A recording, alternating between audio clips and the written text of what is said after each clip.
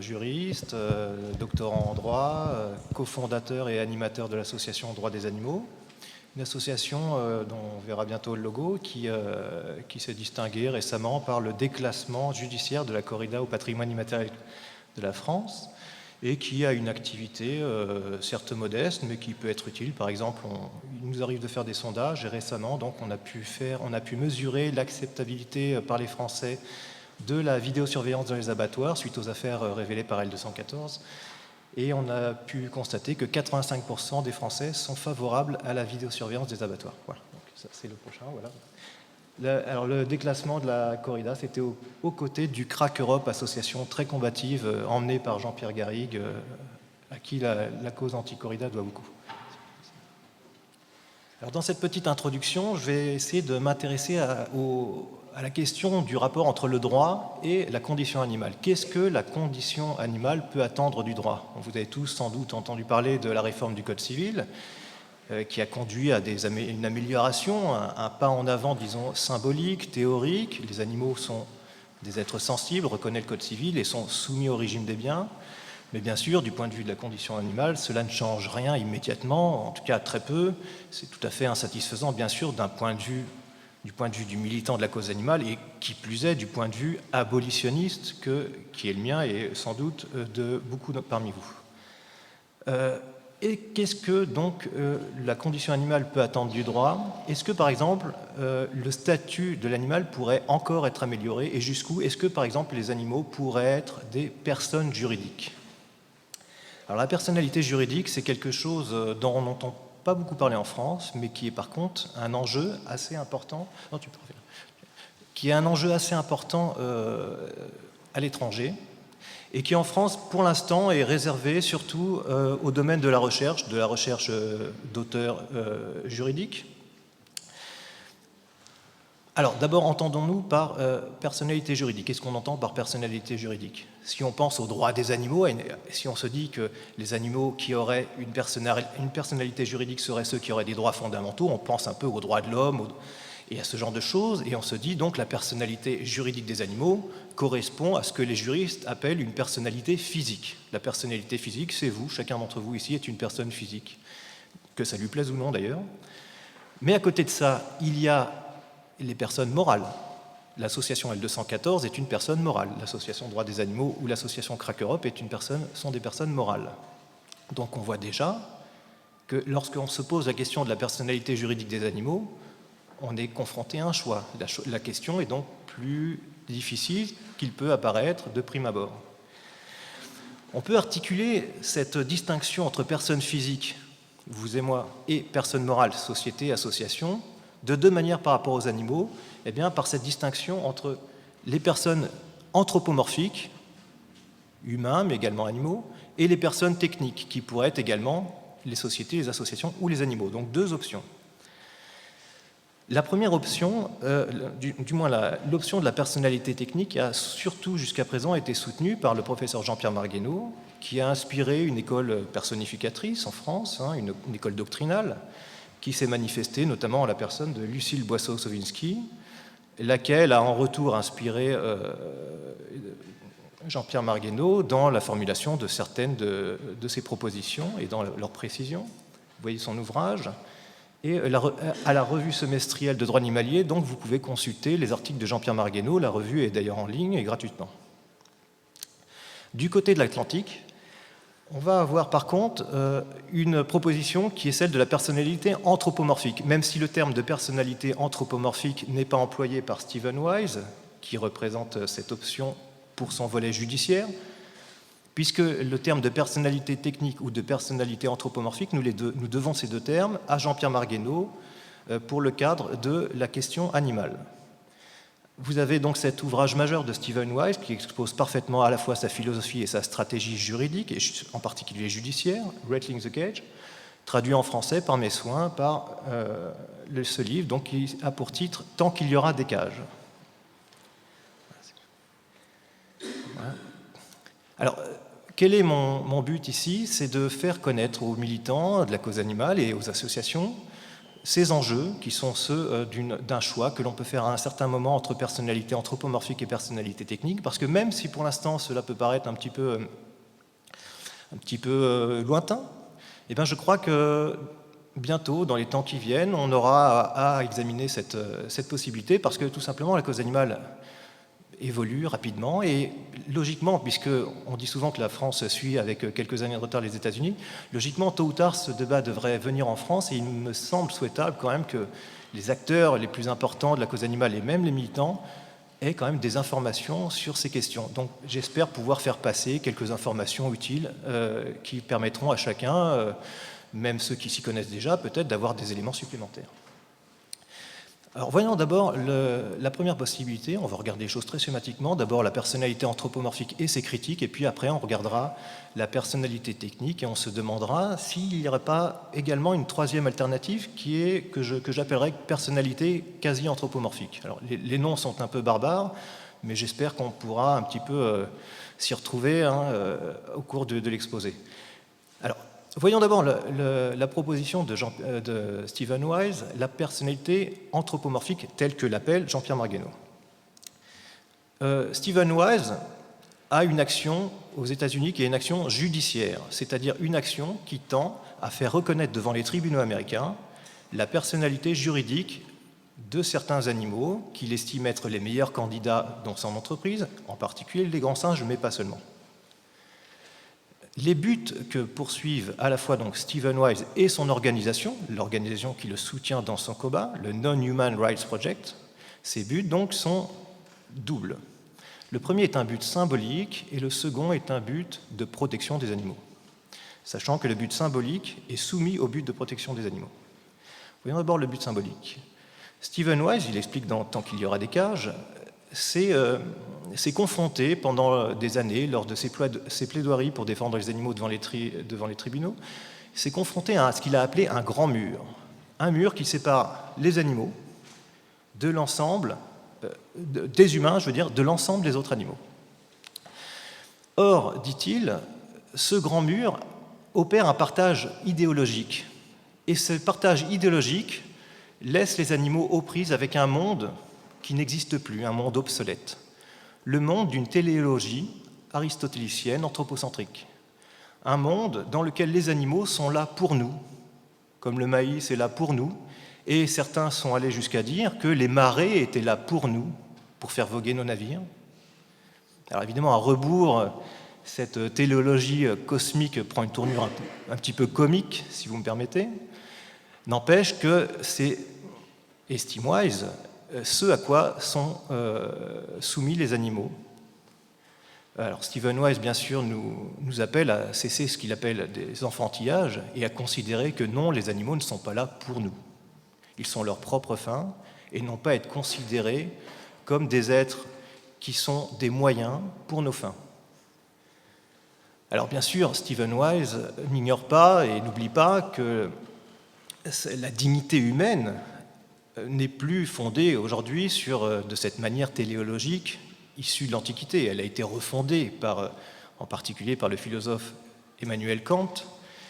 Et là où autrefois il y avait un ordre transcendant qui assignait à chacun une place dans le cosmos, et la place évidemment qui était réservée à l'humain était une place de choix, bien sûr, aujourd'hui, la dignité humaine, la place qui est celle de l'humain, est tirée de son fond, c'est-à-dire de sa propre autonomie morale qui ordonne un devoir-être là où il n'y en a pas, c'est-à-dire dans une nature amorale où il n'existe qu'un chaos sans devoir-être, naît par l'humain le devoir-être. Donc la dignité est immanente, si je puis dire. Alors comment répondre à cela? Alors bien entendu, tous les juges qui refusent la personnalité juridique aux animaux, nos politiques et tous ceux qui en général refusent des droits aux animaux ne sont pas de fins lecteurs de Kant. Et bien entendu, l'idée antique des animaux là pour nous continue à s'imposer dans beaucoup d'esprits. Mais bon, venons-en plutôt à la réponse de Stephen Wise à cette refonte de la dignité. Que peut répondre Stephen Wise à l'argument selon lequel les animaux ne sont pas capables de s'arracher à leurs propres intérêts, d'être leur propre loi morale, non pas d'autonomie morale. Alors il répond, ce que vous pouvez lire ici,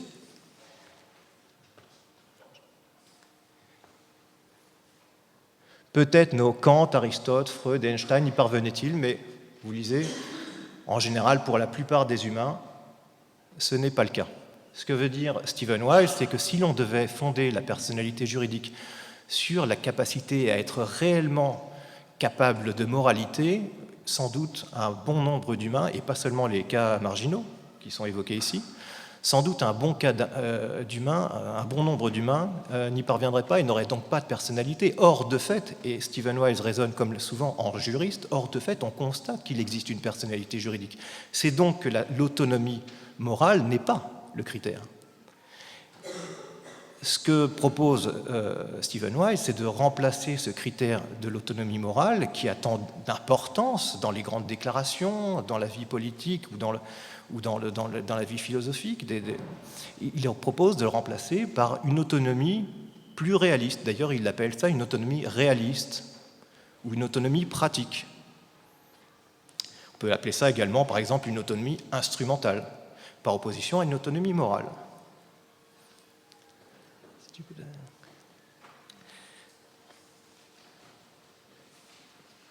Et de fait, ce qu'il propose, c'est ce qu'on voit, c'est ce qu'on peut observer dans la jurisprudence américaine. Je vous donne un exemple tiré d'une cour du Massachusetts que cite Stephen Wise, où, lorsqu'il est question de l'ordre ne pas réanimer, la Cour fait allusion à une liberté de choix qu'aurait un enfant en bas âge ou un handicapé mental, et il en est tiré une dignité, comme vous le voyez, qui est présente. Et là, bien sûr, bon, je ne crois pas savoir, et en tout cas ça n'apparaît pas ici, qu'il est question d'un choix moral. Il est à l'évidence question d'un choix lié à une autonomie instrumentale. Donc on voit que le critère que donne Stephen Wise a l'air effectivement, comme il le dit, parfaitement réaliste. Or, il se trouve que les animaux sont doués d'autonomie instrumentale. Alors le problème, c'est qu'on va prêter fictivement aux cas marginaux, aux humains non paradigmatiques, une autonomie instrumentale qu'ils n'ont pas. Mais par contre, lorsqu'un animal qui est capable de poursuivre rationnellement des fins, donc par des moyens adéquats, on peut considérer qu'il a une personnalité instrumentale, là, fictivement, on va lui retirer cette personnalité. Il y a un problème. Il y a une double fiction, l'une protectrice des cas marginaux, et Stephen Wise ne s'en offusque pas, au contraire, puisque c'est conforme, ça ne laisse personne, finalement, ce n'est pas contraire au grand principe d'égalité qu'on peut trouver dans la common law. Mais par contre, qu'une fiction serve, non pas comme bouclier, mais comme épée pour pourfendre les animaux, c'est beaucoup plus problématique au regard de ces grands principes. Alors, on va examiner deux critiques à cette proposition de Stephen Wise de fonder la personnalité juridique sur une autonomie instrumentale et donc d'en venir logiquement à attribuer une personnalité juridique aux animaux, en tout cas dans un premier temps à un certain nombre d'animaux dont il est clair, sans appel, qu'ils ont une telle autonomie instrumentale. Et alors, bon, on a une première critique jurisprudentielle qui est quelque part sur ce PowerPoint, qui a été opposée en 2014, de mémoire, par la Cour suprême de l'État de New York. Vous pouvez le lire normalement. L'argument est le suivant. Pour avoir des droits, il faut avoir des devoirs. Donc cet argument est un argument jurisprudentiel. C'était une manière de mettre en échec la demande de Stephen Wise. Donc c'est quand même très important. Ce n'est pas simplement le propos d'un auteur dans un ouvrage, mais ça a eu des conséquences concrètes sur le statut des animaux aux États-Unis. Alors, qu'est-ce qu'on peut dire de cette critique? La première critique qui vient à l'esprit, évidemment, on demande quid des cas marginaux? Qu'en est-il des cas marginaux? Comment se fait-il qu'il faille des droits et des devoirs, alors qu'à l'évidence, les cas marginaux, de fait, n'ont pas de devoirs, et pourtant ils ont des droits? On va revenir à ce qu'on disait précédemment, on leur attribue fictivement une autonomie, ils sont, disons, capables de devoirs. Très bien. Est-ce que cet argument survit à ce petit tour de passe-passe, si je puis dire? Non. Parce que ce que vous pouvez faire pour les cas marginaux, vous pouvez parfaitement le faire pour les animaux. Si vous faites une exception pour les cas marginaux en disant très bien, ils n'ont pas d'autonomie instrumentale de fait, mais on va leur en attribuer une fictivement, en quoi cela ne serait pas possible avec les animaux? On voit que l'argument est totalement vide. On pourrait même aller plus loin et se demander, ok, les cas marginaux sont capables d'autonomie. Ils sont capables de droits et de devoirs. Bon, alors, comme on est aux États-Unis, imaginons un bébé, par exemple, un bébé en couche culotte, qui se trouverait subitement avec un fusil d'assaut M16 entre les mains, ce qui est possible aux États-Unis. Il supprime l'ensemble de sa famille, un coup d'une rafale. Très bien, il va en prison. Le bébé doit aller en prison. Et pourtant, il n'y va pas. Donc il y a une fiction à géométrie variable. On voit vraiment que, si je puis me permettre avec ces petites plaisanteries, on voit quand même la vacuité de l'argument. Deuxième critique, c'est le chat. Voilà. Deuxième critique, argument beaucoup plus sérieux, parce que là c'est une critique interne, et on la doit au professeur Jean-Pierre Marguenot, interne puisqu'elle concerne directement le but de protection des animaux que défend Stephen Wise, de même que Jean-Pierre Marguenot et nous ici. Qu'en est-il d'Ellington? Ellington, le voilà. Vous le voyez, d'ailleurs peint par une artiste prometteuse.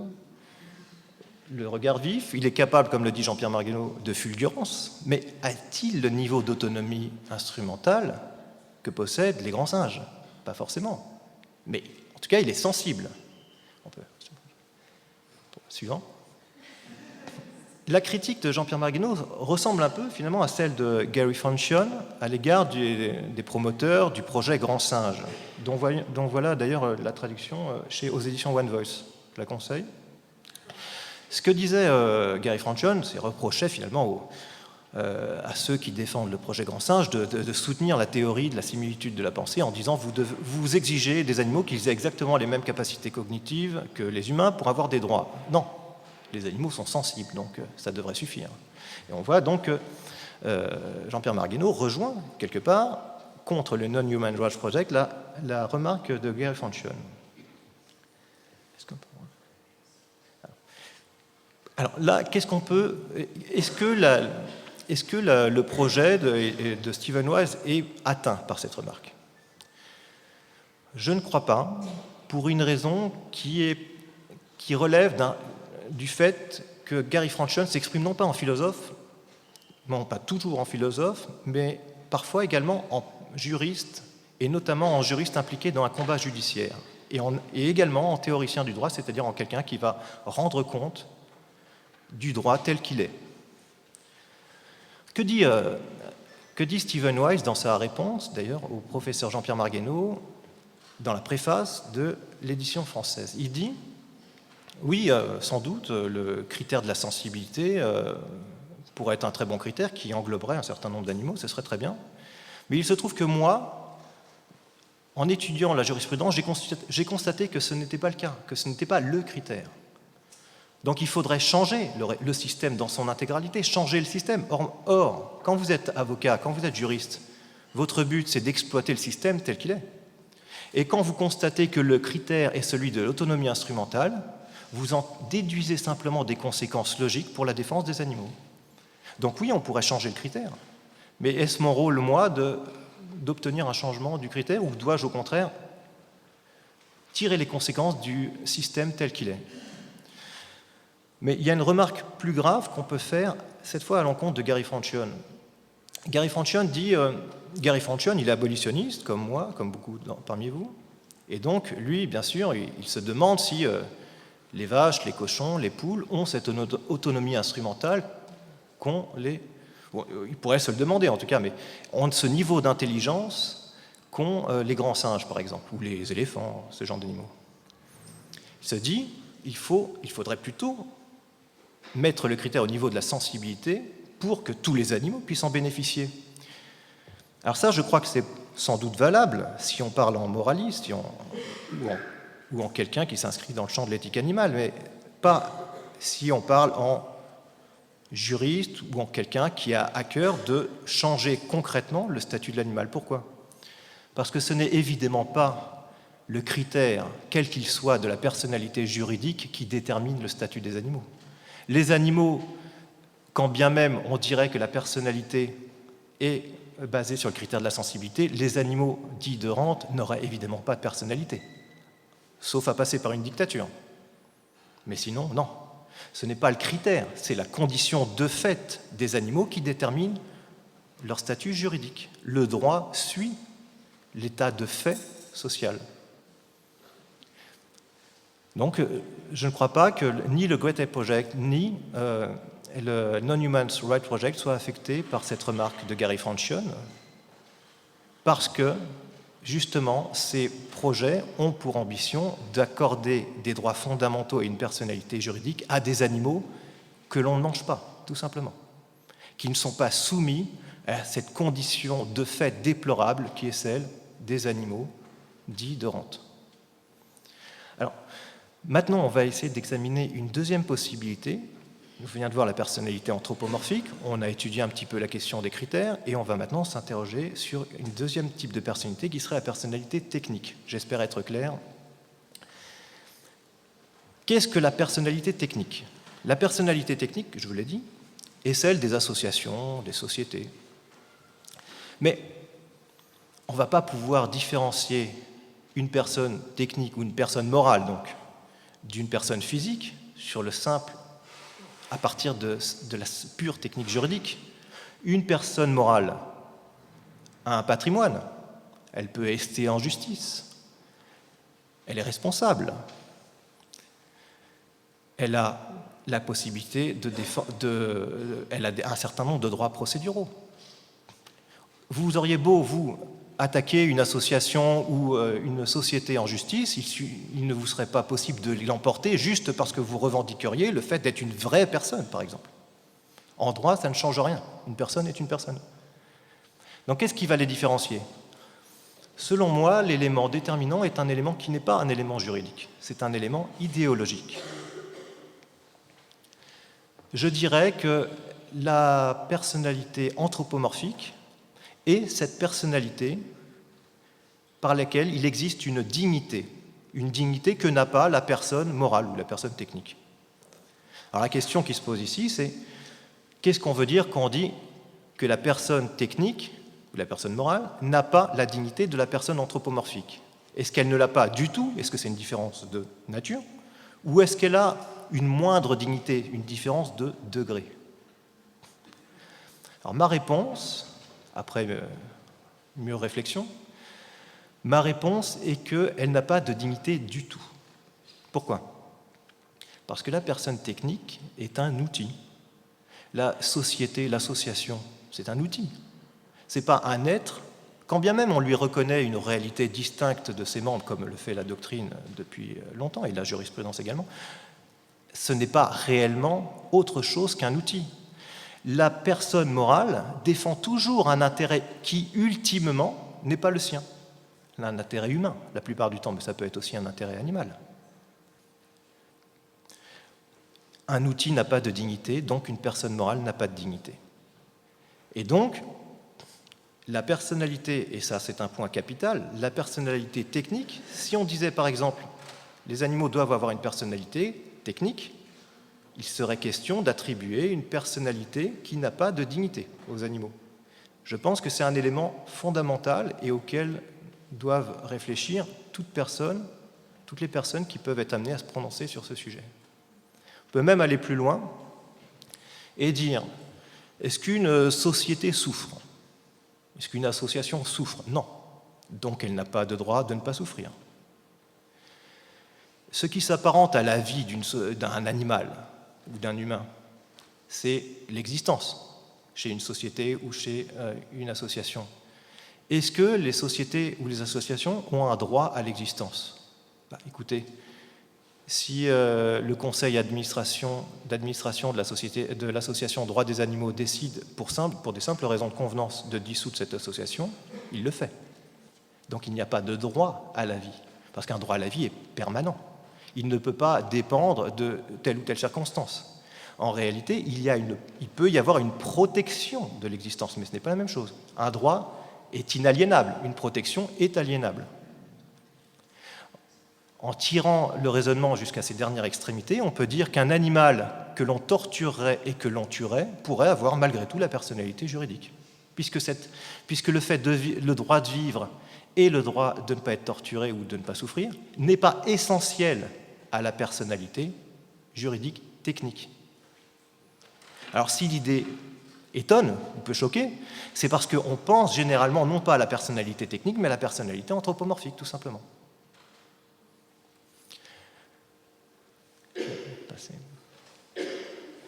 Je vais donc résumer les choses en disant que la personne morale ou la personne technique est une personnalité moyen.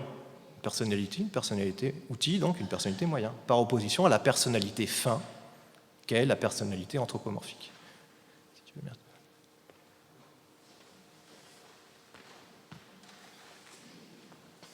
Mais on peut aussi parfaitement comprendre la recherche d'une voie médiane qui est celle de la proposition relative à la personnalité technique. Parce que entre aucune personnalité et une personnalité anthropomorphique, on peut se dire que la personnalité anthropomorphique va peut-être être très difficile à obtenir. Elle n'a pas été obtenue nulle part actuellement dans le monde.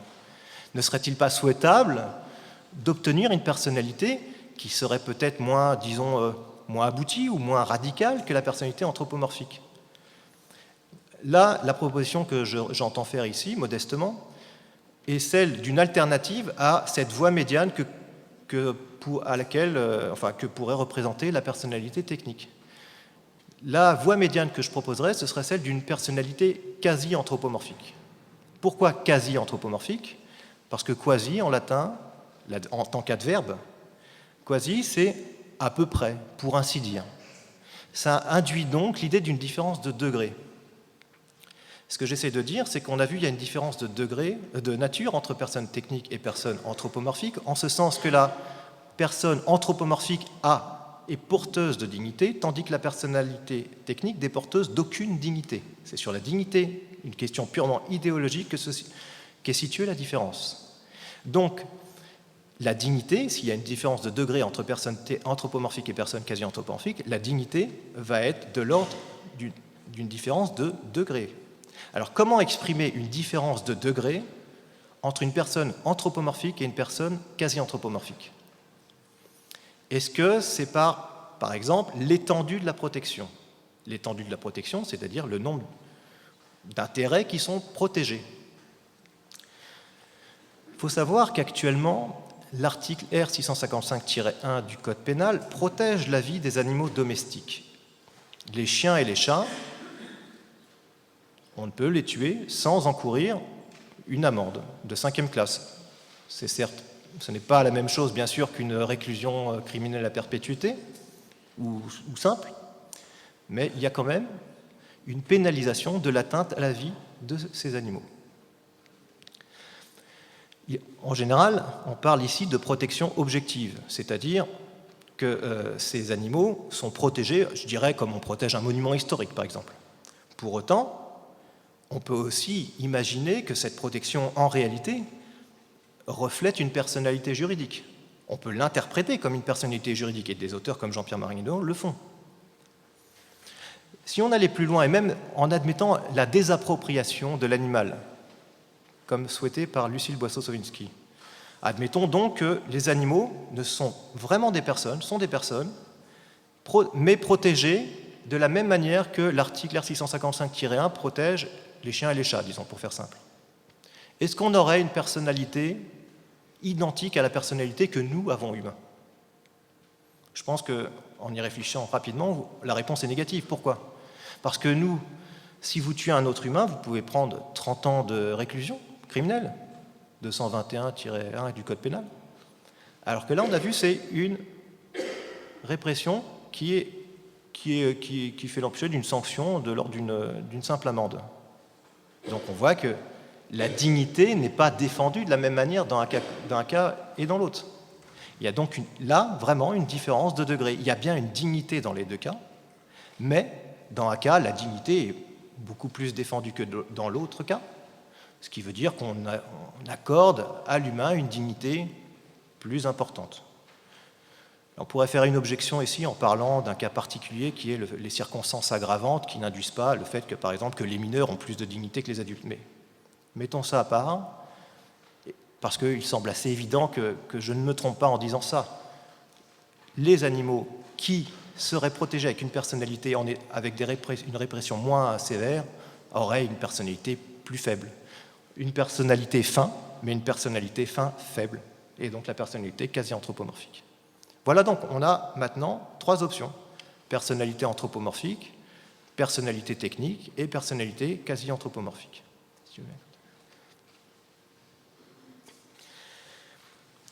Je vais finir très rapidement en essayant de voir un petit peu le contexte dans lequel on est pour voir, puisqu'on a vu qu'il était possible d'avoir des différences entre 3 types de personnalités, voir ce qu'il serait souhaitable cette fois de choisir parmi ces options. Pour ce qui est de la personnalité anthropomorphique ou quasi-anthropomorphique, c'est-à-dire, je le répète, une personnalité qui induit l'idée de dignité. Que pensent les Français de cette personnalité? Ça peut paraître fantaisiste, peut-être à certains esprits. On peut se dire, attendez, une personnalité aux animaux qui leur reconnaît une dignité, bon, vous rêvez, peut-être dans 20 ans ou dans 30 ans. On a voulu mesurer cette acceptabilité. La question, vous le voyez en bas, je ne peux pas lire d'ici, mais il est bien question d'une dignité. Une dignité inhérente aux animaux, aux grands singes, précisément. On a pris l'exemple des grands singes, puisque c'est l'objet en général d'une revendication pour une personnalité anthropomorphique. Et alors la réponse, voilà, vous la voyez, 80% des Français sont favorables à cette personnalité anthropomorphique ou quasi-anthropomorphique des grands singes. C'est pas négligeable. Moi, je dirais que pour ce qui est de la personnalité anthropomorphique, surtout souvent peut-être quasi-anthropomorphique, on peut dire qu'un véritable vent souffle à travers le monde, puisqu'il y a toutes ces propositions. On voit que même en France, qui n'est pas pourtant connue pour sa défense excessive des animaux, eh bien 80% des Français seraient, demain, si vous leur proposez, seraient favorables à la personnalité juridique des grands singes, et une personnalité porteuse de dignité. Mais il est difficile encore de savoir si la personnalité qui est proposée, en général, est une personnalité quasi-anthropomorphique ou anthropomorphique. Pourtant, il y a eu des cas explicites, et notamment en 2014, en Roumanie, un cas authentiquement anthropomorphique de personnalité, c'est-à-dire qui n'est pas quasi-anthropomorphique, puisque, regardez, il est proposé des sanctions équivalentes. Donc là, on est dans le cas d'une personnalité anthropomorphique. Remus Cernea, donc, est un député romain indépendant, donc, avait fait cette proposition pour les dauphins. Cette proposition est inspirée d'une déclaration dont je vous livre une traduction, d'une déclaration faite par des scientifiques en faveur de la personnalité des dauphins. Clairement, il est dit que les dauphins sont des personnes. Il est revendiqué un droit à la vie, etc. Donc tout ça, ça relève de la personnalité ou anthropomorphique ou quasi-anthropomorphique. Et on a vu que Remus Cernea avait en quelque sorte radicalisé la proposition en se dirigeant explicitement vers une personnalité anthropomorphique. Mais vous voyez, non seulement en droit, mais je dirais dans le monde de la science, de plus en plus se fait jour l'idée que pour un certain nombre d'animaux, il est temps d'accorder une personnalité. Je pourrais terminer avec un dernier élément qui... Alors là, vous avez une petite bibliographie qui pourrait vous être utile. Je me rends compte aussi que j'aurais dû mentionner un article de Sébastien Arzac au Cahier Antispéciste qui présente très bien le projet Grand Singe. Donc vous verrez ça au Cahier Antispéciste. Et là, je vais terminer sur un élément très rapide. C'est dans un ouvrage qui est sous presse à l'Âge d'Homme, qui s'intitule « Une raison de lutter, l'avenir philosophique et politique de la viande ». Parce que là, on a parlé des grands singes, des dauphins, des éléphants. Mais un abolitionniste, même si j'ai montré tout à l'heure effectivement que c'est la condition de fait des animaux qui détermine leur statut et pas le critère de la personnalité, un abolitionniste, là, serait indisposé. Il dirait très bien, mais alors qu'en est-il des milliards d'animaux qui sont massacrés, comme l'a très bien rappelé ce matin Sébastien Arzac. Il dirait finalement, votre personnalité des grands singes, n'est-ce pas une relégation symbolique supplémentaire, un abaissement de la vache, du cochon, de la poule, du poisson, tandis que l'un s'élève, l'autre s'abaisse. Alors là, je dirais que c'est un peu l'histoire du verre à moitié vide ou à moitié plein. Je dirais que là, c'est une manière de voir le verre à moitié vide. Mais on peut peut-être aussi voir le verre à moitié plein. Comment ? Je termine très rapidement là-dessus. C'est un peu plus complexe et vous aurez mieux fait, je pense, de lire l'article sur Dogma qui est en ligne ou l'ouvrage à paraître. Très rapidement, aujourd'hui, encore une fois, la condition de fait des animaux leur interdit, des animaux odorantes, leur interdit l'accès à la personnalité juridique, évidemment. Vous n'allez pas donner une personnalité, un droit à la vie aux animaux que vous mangez. Il y aurait quand même une contradiction. Mais supposons que demain, on ne veuille plus manger les animaux, et demain pourrait venir peut-être beaucoup plus vite qu'on le croit. Parce que peut-être que demain, avec 9 milliards de personnes sur Terre, le prix de la viande va exploser. Et les subventions de la France n'y pourront rien. Peut-être que demain, la viande in vitro va se généraliser, ou d'autres alternatives, et que les gens se diront après tout, pourquoi manger de la viande ? Mais, attention, nous n'avons peut-être pas qu'un intérêt, je dirais, matériel à manger les animaux, un intérêt lié à notre goût de la viande, par exemple, notre intérêt gustatif. Nous pouvons avoir aussi ce que j'appellerais un intérêt dignitaire, un intérêt de dignité. Un intérêt qui consisterait en ceci que lorsque nous mangeons de la viande, nous affirmons notre supériorité. Je reprends ici l'hypothèse de la mise en scène de la domination humaine par la viande et par le traitement différencié entre humains et animaux. Cette hypothèse a été faite notamment par Yves Bonardel. Elle est très intéressante. Elle consiste à dire, lorsque nous martyrisons les animaux, nous avons plaisir à manger de la viande, certes, mais aussi nous avons plaisir à affirmer notre dignité. Rappelons-nous que Stephen Wise va abattre le grand mur. Donc, demain, si nous n'avons plus envie de manger de la viande, ça ne veut pas dire que nous aurons envie d'abolir la viande, parce que nous pourrons avoir envie de maintenir les abattoirs, même à un degré beaucoup moins important, parce qu'il y a moins de demandes, mais assez important en tout cas, pour qu'il y ait une quantité astronomique d'animaux qui soient tués, puisqu'on serait plus nombreux dans le même temps. Or, supposez qu'avant que ce moment arrive, on ait accordé déjà une personnalité porteuse de dignité à certains animaux.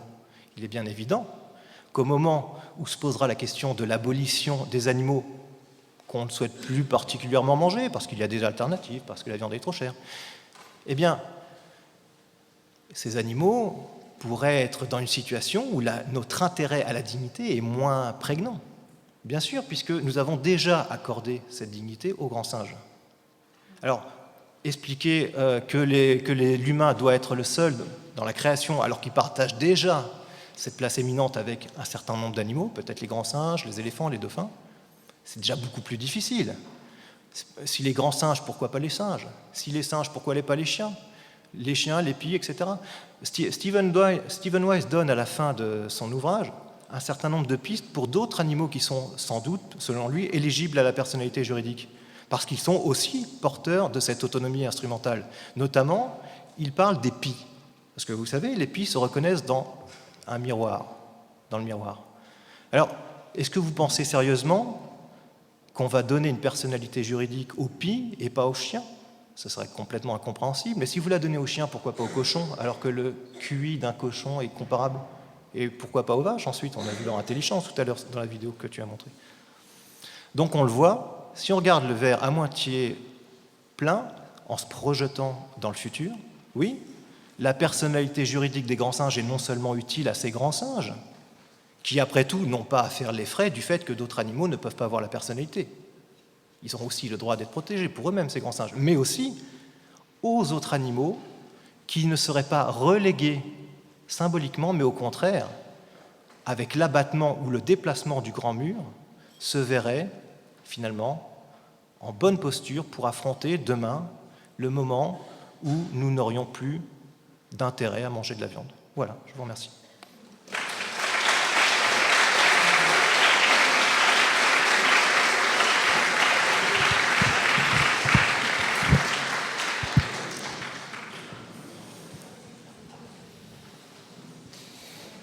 Y a-t-il des réactions, des questions? Oui. Donc on va essayer d'être un peu plus bref pour les questions et les réponses à la fois pour respecter le programme global de l'après-midi. C'était par là? Oui.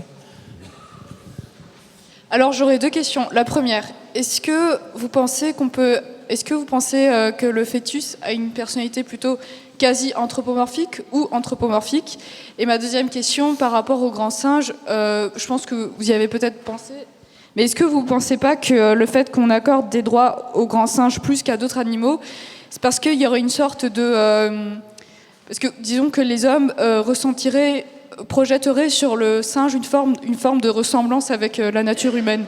Et donc du coup, plus l'animal se rapproche d'une idée de la nature humaine, plus ça serait légitime de lui donner des droits. Voilà. Alors je réponds rapidement, peut-être une à la fois.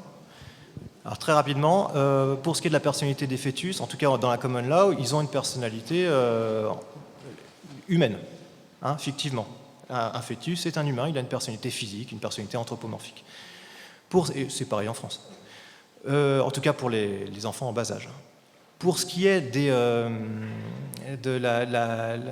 la similitude qui peut être faite dans l'esprit, dans l'inconscient collectif entre les grands singes et les humains, oui, effectivement. Et ça vient aussi, je pense, de ce qu'on a appelé le chimpocentrisme, c'est-à-dire le fait que les études en éthologie ont très longtemps porté sur les grands singes, qui étaient jugés spontanément plus intelligents. Et c'est vrai qu'on a négligé pendant très longtemps les autres animaux. Ce mouvement est en train d'être corrigé largement, vous le voyez bien. Quand on voit une multitude d'animaux apparaître dans les médias comme étant intelligents, le livre de Carine Matignon, sous sa direction Révolution animale, en témoigne parfaitement. Alors, disons, il y a des raisons aussi d'accorder une attention particulière à l'intelligence des grands singes, qui est quand même très exceptionnelle. Mais il faut distinguer l'intelligence et l'autonomie instrumentale. Parce que l'autonomie instrumentale, finalement, c'est quoi? C'est ce que j'appellerais, moi, simplement la volonté, la capacité d'avoir des fins et de les poursuivre rationnellement des moyens adaptés. Donc l'autonomie instrumentale, ce n'est pas un critère qui doit faire peur, parce que tous les animaux, en tout cas tous les animaux concernés par les revendications de la cause animale, sont évidemment dotés d'autonomie instrumentale. J'espère avoir répondu.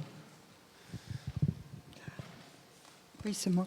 Pardon. Au point où vous en êtes arrivé dans vos réflexions finales, pensez-vous pouvoir réfléchir à partir d'une position non anthropocentrée, c'est-à-dire de cesser d'attribuer des caractéristiques humaines au monde animal? Est-il possible, sur le plan juridique, de quitter cette attitude anthropocentrée? Voilà. Alors, sur le plan de la cognition animale, ce n'est pas une attitude anthropocentrée, j'insiste lourdement là-dessus. Les caractéristiques communes aux animaux et aux non-humains, et aux humains, pardon, ce n'est pas être anthropocentré que de les reconnaître, au contraire. C'est des critères objectifs qui permettent d'établir qu'effectivement, par exemple, la conscience est propre aussi bien aux animaux qu'aux êtres humains. Pour ce qui est du droit, il paraît difficile, en tout cas dans le droit tel que nous connaissons actuellement, et il est bien établi, qu'on sorte de critères, je dirais, anthropocentrés. Par exemple, si vous dites que demain, le droit va être biocentré, si vous dites que le droit va être fondé sur le simple fait de vivre, vous remettez en question totalement le système juridique tel qu'il est actuellement. En général, c'est ce que Stephen Wise dit pour la common law, c'est le critère de l'autonomie qui va faire que vous êtes porteur d'une personnalité. Ou alors, fictivement, et dans le cas français, vous avez après le cas particulier des personnes morales. Voilà. On peut repasser. J'ai vu passer des articles disant que les cétacés avaient été reconnus comme personnes non humaines en Inde, donc il y a quelque temps, et que du coup leur mise en captivité et leur exploitation est devenue interdite dans ce pays. Donc, qu'en pensez-vous? Et aussi, j'ai vu passer l'année dernière, je crois, le résultat d'un jugement au cours duquel, aux États-Unis, un singe représenté par un avocat avait gagné un procès, et donc on lui avait reconnu une personnalité non humaine. Sinon, j'ai une question, j'espère pas être trop longue. Pourquoi est-ce qu'on a choisi le terme personnalité anthropomorphique? Puisque si on détache les mots, ça veut dire en forme d'humain. Pourquoi est-ce qu'on a choisi ce terme-là? Puisque finalement, ça va s'appliquer à d'autres animaux qui n'ont pas cette forme. Et dernier petit truc, j'ai pas bien entendu le nom complet du livre qui commence par une raison de lutter, tadana, viande. Voilà. Alors, je ne sais pas si vous le voyez de là où vous êtes, mais tout simplement, il est là. Hein, c'est écrit là. Alors, c'est le numéro combien? Voilà, d'ici, je vois pas. Alors, pour ce que vous dites pour la question des dauphins en Inde, non, en réalité, le ministre indien de l'Environnement et des Forêts, je l'ai noté, en 2013, n'a pas reconnu la personnalité juridique des dauphins. Il a émis une sorte de souhait. Il a dit qu'ils devraient être considérés comme des personnes non humaines. Donc ce n'est pas négligeable, c'est important. Ça montre justement le mouvement dont je vous parlais tout à l'heure, ce vent qui souffle en faveur de la personnalité. Puisque le ministre, ce n'est pas rien, dit lui-même en Inde, un grand pays, que les dauphins devraient avoir une personnalité en 2013. Mais ce n'est pas la mise en place, l'institution d'une personnalité juridique des dauphins en Inde. Ça, c'est une première chose. Aux États-Unis, pas à ma connaissance, il n'y a pas eu de personnalité juridique de reconnue à un grand singe. Peut-être que vous faites allusion plus à une décision en Argentine, récente également, où un tribunal fédéral a fait une déclaration aussi sur la personnalité d'un grand singe, mais je ne crois pas non plus que... non, je ne suis pas spécialiste du droit argentin, donc j'aurais du mal à vous répondre, mais de ce que j'en ai entendu, je ne crois pas non plus que la personnalité juridique des grands singes a été instituée. Oui, de toute façon, toutes ces déclarations vont dans le même sens. On voit vraiment que, sauf en France, il y a réellement une revendication sur la personnalité juridique de certains animaux qui courent à travers les pays du monde entier. Et c'est quelque chose de très important. Et c'est pourquoi j'ai souhaité apporter des éléments aujourd'hui afin que, non pas on sorte en se disant forcément vite faisons une personnalité juridique aux animaux, mais qu'on ait conscience de cela et qu'on puisse se dire éventuellement tiens, voici une bibliographie, quelle réflexion peut être menée sur ce sujet. Ok, merci David Chauvet.